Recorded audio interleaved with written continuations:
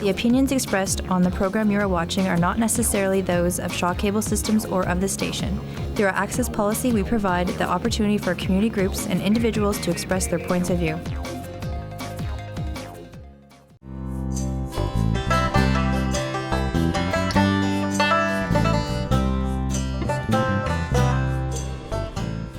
Welcome back to the Jodi Faith Show, and it is my privilege to be here with Scott and Melissa. Our guests today are part of the team that are really helping to share the vision of and facilitate the vision of the Riverside Mission right here in Moose Jaw. So Melissa, how long have you been at Riverside?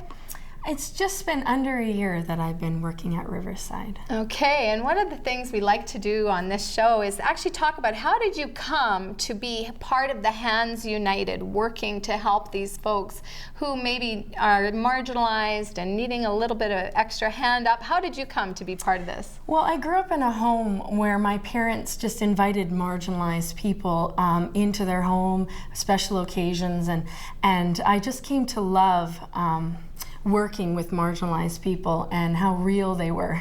And so I grew up in a home that was fostered, and even when I was about 10 years old, me and my dad went to the soup kitchen in Regina and served on Christmas. Okay. And just the memories of me serving this single mom with her girls and thinking, how blessed am I that I am not stuck in that situation. Okay. And it just was just exciting, and so it started from a young age, really. And really modeled by your parents, that this is what your house is going to be about. You're going to be a helping hand, you're going to be available to people. Yeah. Oh, wonderful. Now, did you take some schooling to come alongside of this, or when you were in school, were you thinking, okay, how could I use these skills to help? Yeah, I've always kind of volunteered and worked with people, and I went to school and took youth ministry. I thought I'd be working with youth more, but as time went on and I've been working with different charities in Moose Jaw, I've just come to realize that I could just help anybody.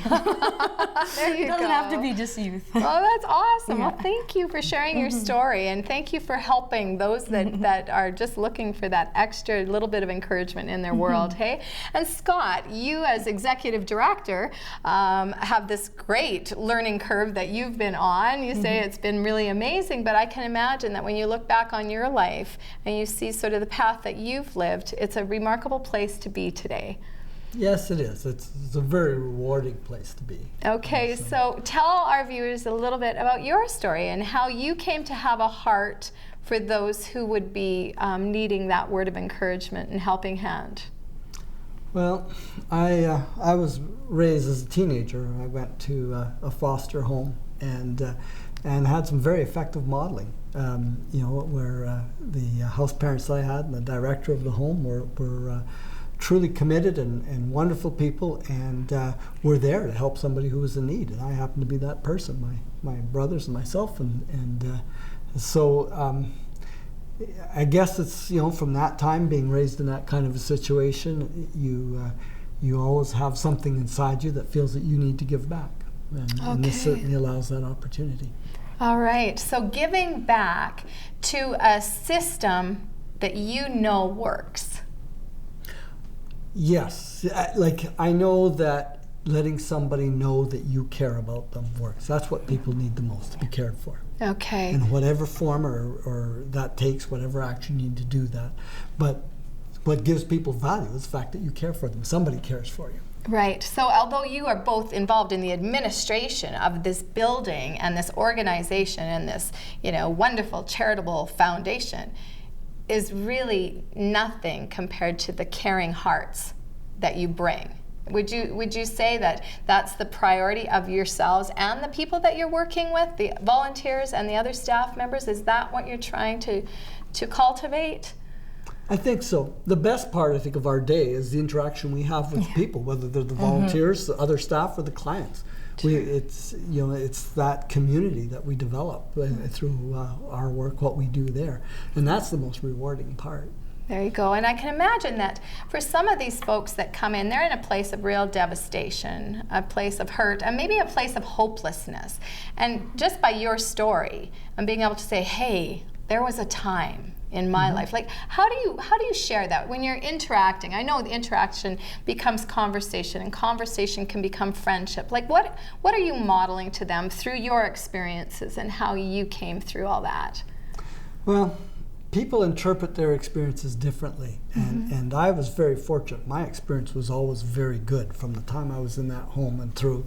And I've been married for 35 years to an amazing person, a wonderful, wonderful companion. My wife is truly amazing there, and so some of my experiences have been just plain good all along. So sometimes it's hard to relate just from there, because people who also have had sort of a similar experience, sort of home-wise, may not have been as positive. But I think that the ability is to be able to sit down and listen and hear what they're saying, hear what they've come through, and then say, now I'm ready to help you, and we can march forward and make it better from this point on. And you're worth my effort to help you do that. Oh, that's important, isn't it? A lot of times people come to you and come into these situations and really don't feel as though they're worthy of anyone's time or effort. And just because you're willing to spend that time, you see a change in how they perceive themselves.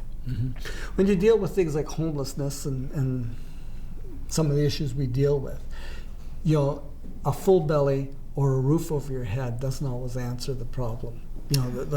There's still, what makes that important is the fact that there's somebody around who thinks that who values you. Right. And, because you could live in a wonderful place, have wonderful food, still be terribly lonely. That's right. That's right. So, Melissa, back to you. You're involved in working a day-to-day job at Riverside. How would you encourage other people who might like to take you up on the offer to come be a volunteer, just be an extra body in the place? How, I understand you do administrative work there. Are there places they could be helping you in your job? Yes, we're always needing help.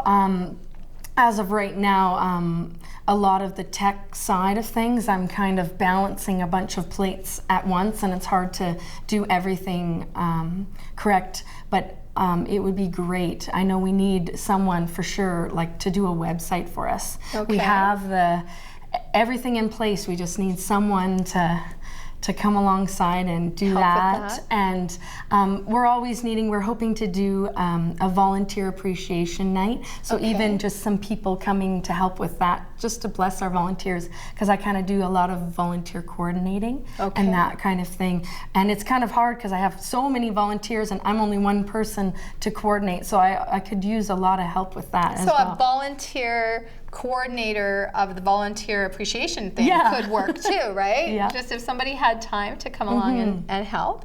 And as far as the future and some of the programs that you want to present, do you think that you can help other people to learn compassion, or would people just know that they've got those compassion gifts? I'm hearing from both of you that you have that compassion gift and that desire. How would you feel about that? Well, I think you come down, you experience it, and it happens. And I think perhaps within all of us there's some element of compassion, and this kind of experience can bring it out. Okay, and to be able to really just walk out, just a willingness to show up turns into a willingness to be part of the team and part of the helps and those kinds of things. Exactly. There you go. All right, Scott. Perhaps you could share a little bit more of your story and what you've learned. Well, I think a mission story that I like to tell is I started as a part-time night shift supervisor, and going into a place like that can be intimidating because you don't know, and you stereotype and do these kinds of things. And I remember shortly into working, probably the second month I was there, we had a fellow who came, and he had been at the mission for a while, but he came in this one night totally drunk. He had gotten into a difficulty at work, was fired, and he spent the rest of the day drinking. So he came in at night. We don't allow people to stay if they've been drinking. Okay. And he came up and told me right away, and he said he needed to get into detox. And we phoned, the beds were full. I phoned the director, who said, well, get him something to eat, give him some coffee, he'll put him to bed, and we'll try to get him in the morning.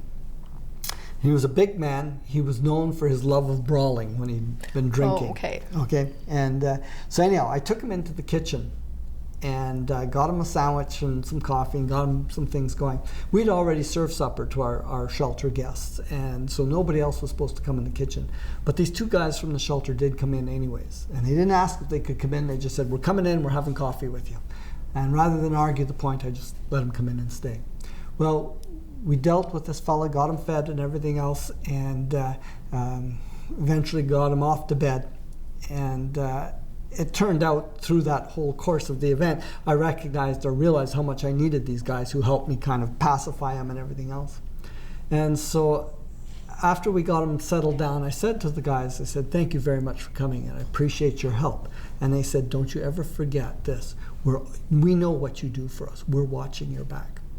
Wow. And I learned right then and there, that anybody has a capacity to be friends. I don't care what their struggles were or anything else, but it really taught me about the people that I get to work with. Awesome story, an awesome opportunity to just be able to consider the Riverside mission and remember them. Thank you for being with us, you guys. It's been great. Thank you for sharing our story. Thank you for being here yourself.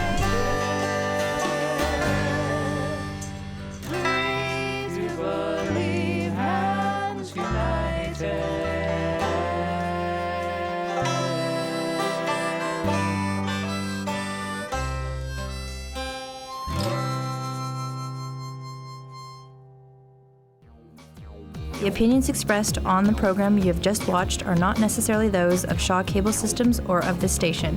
Through our access policy, we provide the opportunity for community groups and individuals to express their points of view.